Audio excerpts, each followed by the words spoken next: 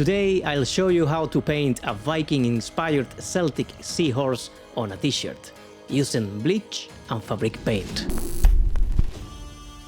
The design process began in Photoshop, where I combined two traditional Celtic knots. One knot forms the frame, while the other makes up the seahorse itself. Once the design was complete, I printed it on a regular paper. To create the stencil, I traced the design onto transparent acetate using a permanent pen. This step is crucial because the acetate is durable enough to handle the bleach later. Next, I moved on to cotton. For the larger areas of the design, I used a big pair of scissors, which allowed me to cut more quickly and precisely around the outer edges. For the finer, more detailed sections of the seahorse and knots, I switched to a smaller pair of scissors and a cutter, making sure to capture the intricate patterns that give Celtic art its character. This took time, but it's important to be patient so the stencil is clean and ready for painting. Before starting with the bleach, I placed a piece of cardboard inside the t-shirt. This is an important step to prevent the bleach and fabric paint from bleeding through to the back. Once the t-shirt was centered, I secured it in place with some clothes pegs, making sure it wouldn't shift during the process. Next, I carefully centered the stencil on the shirt and used sewing needles to hold it down firmly. For the bleach, I mixed a dense bleach solution with water in a 50-50% ratio. To apply it, I used nylon brushes. These brushes are great because they don't get damaged by the bleach like traditional brushes might.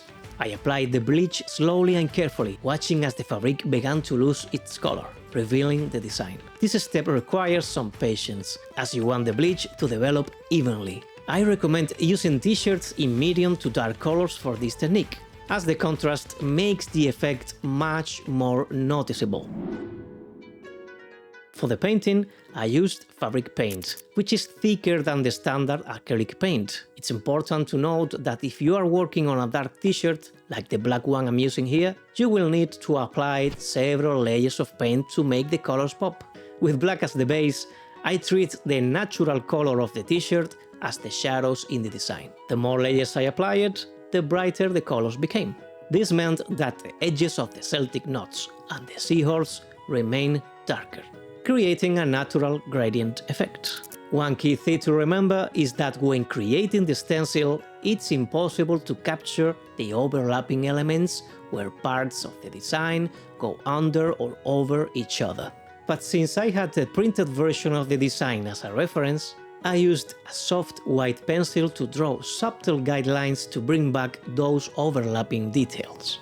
For the color, I chose green to contrast with the brownish tone made by the bleach. To highlight the brightest areas, I mixed green with yellow to get a more vibrant, slightly lighter green. This added depth and dimension to the design, especially in the areas where the seahorse overlaps the frame.